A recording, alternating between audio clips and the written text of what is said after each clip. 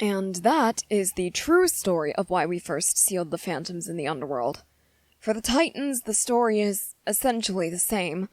Of course, there were different members, fewer members, and instead of committing a genocide against Kurapika's people, they were committing a genocide against mine. Why are you apologizing? Because you had the answer wrong? Well, you don't have to apologize for that. You were just giving me the information that you were taught. And if what Kurapika has figured out about your village is true, well, it's no wonder you received so much misinformation. Even so... what? Well, you said, even so, you wish to apologize, but why? You just feel like you should? Is this just a human thing? Is it a common occurrence among mortal beings? What am I talking about? What I'm talking about is your overwhelming need to apologize for things that don't even seem to be remotely your fault. For instance, you were apologizing for disturbing us, you apologized for not knowing certain things. Heck, you're even apologizing for apologizing so much. I don't get it. You just feel like you need to out of courtesy? I guess that's reasonable, but even so, you don't have to apologize on the behalf of other people, especially horrible people who wanted to use you as a sacrifice toward us so that they would hopefully be spared our wrath. Some of them were your friends? I see. And did they attempt to stop the other villagers from trying to hurt you? They did. But you're not sure if they were aware of the plan, right? How did I know that? Well, I might not be omniscient, but I am a godly being. I do know quite a few things about this world, and about you. Things that maybe you don't even know about yourself. Really, I mean it. Are you asking a god to prove that he knows more than you do? No, I'm not saying that I can't. I'm just saying it seems a bit, I don't know, silly and kind of ironic if you ask me. How so? Well, earlier when I was first introducing myself and Kurapika to you, you were so timid. You kept apologizing and worrying over and over that we were upset with you when we were, in fact, upset with the rest of your village.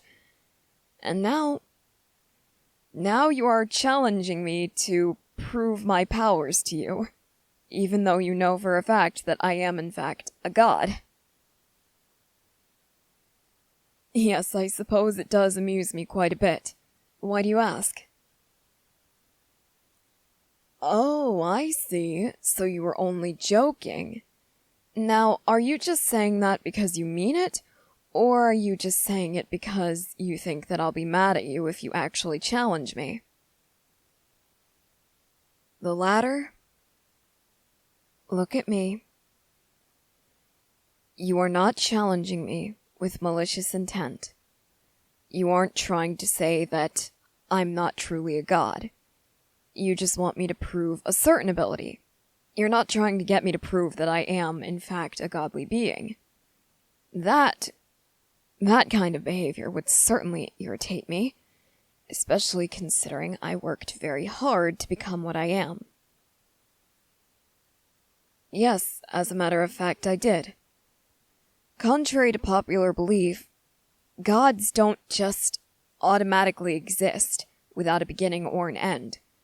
We do exist without a determined end. However, certain things, such as other godly beings, could kill us. But we come into existence in a very strange way. You see, do you believe in reincarnation? You haven't heard of it? Essentially, it's the belief that your soul doesn't die with your body.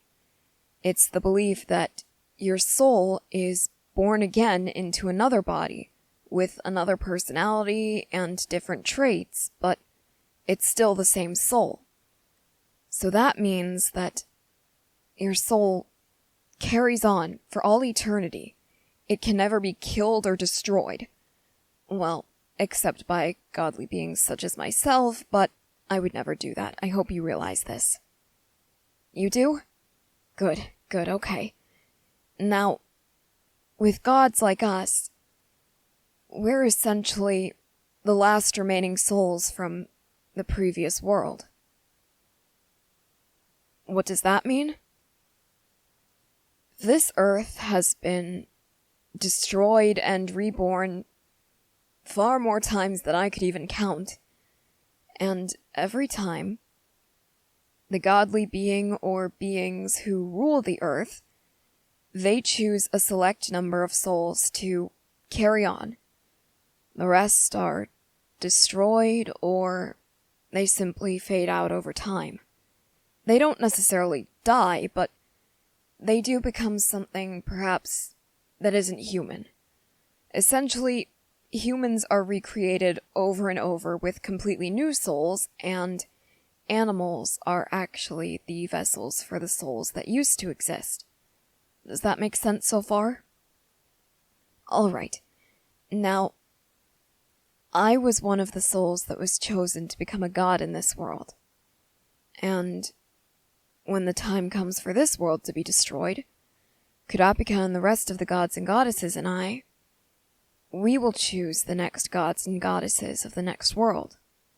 Does that make sense? Well, I guess that's sort of the issue we've run into. The matter of when the world will be destroyed kind of depends on whether or not the Phantoms and Titans actually make a comeback, and whether or not we can fight them again.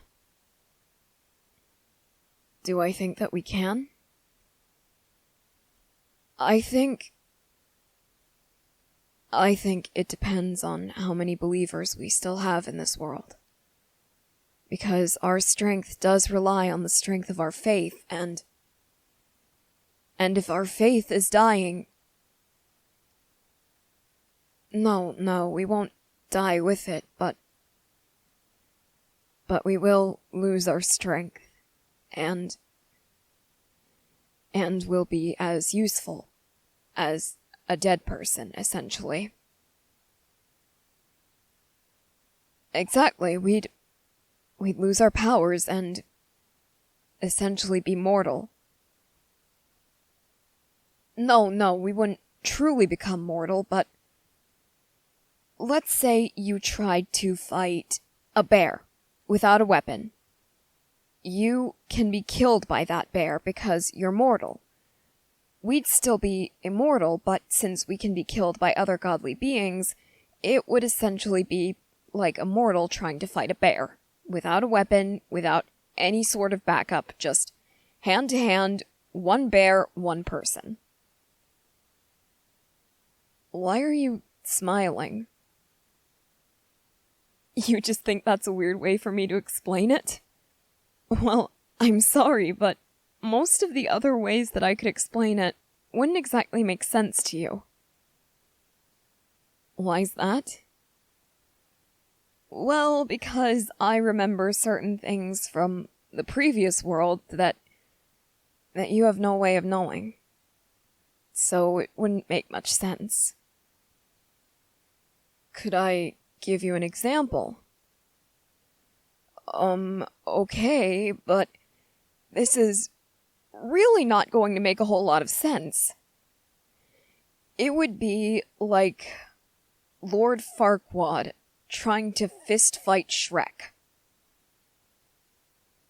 Yeah, I didn't think you would understand a word of that. Should I try a different explanation? Okay then, it would be like SpongeBob trying to fight Doodlebob without having the eraser to combat the pencil. You look even more confused. Alright, how about one more? Okay. It would be like a fish trying to punch a zebra in the face. You don't understand why that wouldn't make sense to you? Well, let's just say some things are better left unexplained. Now then, since we've gone over the correct information as opposed to the misinformation you've been given, I think it's time to show you where you'll be staying here. Of course, we were being truthful when we said that you'd be staying here. As far as we know, you are our last known believer. So we're going to keep you close because... Well, yes, if you die, there's a risk that our faith will die out with you, but it's more than that. It really is, and I can't explain it to you right now, but you'll come to understand it soon. Trust me. Why can't I explain it to you? Well,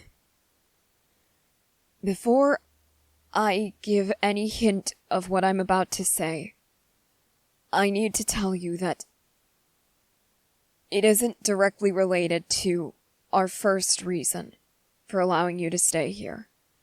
It isn't related to the fact that if you die, our faith dies. Meaning that when I say this, I'm not implying that you are fated to die or anything. You are destined for something. And I know that you need to stay here for you to meet your fate. The destiny that lies ahead of you. It could change everything. It could change absolutely every aspect of life as you know it. So I need you to stay here for as long as I say. All right? Does Kurapika know about this? Yes, but not for the same reason I do. What do I mean by that? Did you ever learn what he and I are gods of? Yes, we are gods of justice, but we also have our own unique abilities. For example, I am also the god of wisdom, the god of courage, and, in a completely unrelated way, the god of the ocean. Yes, it does seem a bit random, but I do like the ocean, so I'm not complaining. Kurapika, on the other hand, he is... How should I put this in a way that doesn't paint him as some kind of villain? He is the god of vengeance. He is a god of compassion, but also a god of bloodlust. I don't know. I don't understand how he can control those conflicting abilities, but he does. He does, and I admire him for it. But the point of the matter is, because of my wisdom, I know things about your fate that no one else does. So I am telling you, you will stay here unless I tell you otherwise. All right? And if you don't, Do you really want to know what would happen if you didn't? You do? And why is that? You want to know if you'd be permitted to leave if he and I were in danger? Well, if that were the case, I suppose it wouldn't really much matter, would it?